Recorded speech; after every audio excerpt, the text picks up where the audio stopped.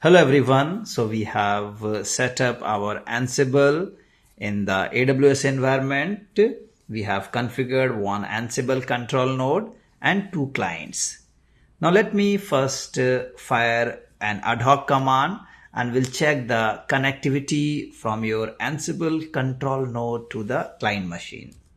So coming back here, so the command is Ansible and dev is the name of a group in which we have two clients, client 1 and client 2. And here I'm going to use module, that is ping. So here I've got the output. In the output you can see I have got some warning as well, and the warning is related with the Python interpreter. And after that you can see that my control node is able to communicate with client 1 and client 2. So how to solve this warning message? So you have to edit this file, that is ansible.cfg.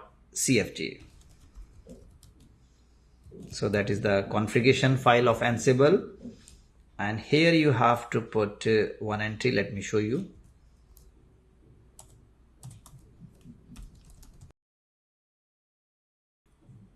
Defaults and interpreter underscore Python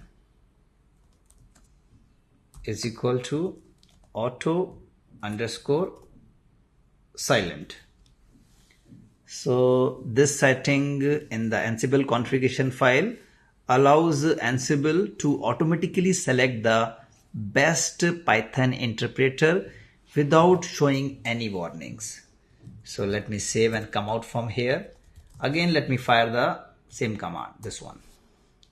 Hopefully this time we will not get any warning message. So now you can see that my control node is able to communicate with both the clients, client 1 and client 2. So that's all. We'll see in the next lecture.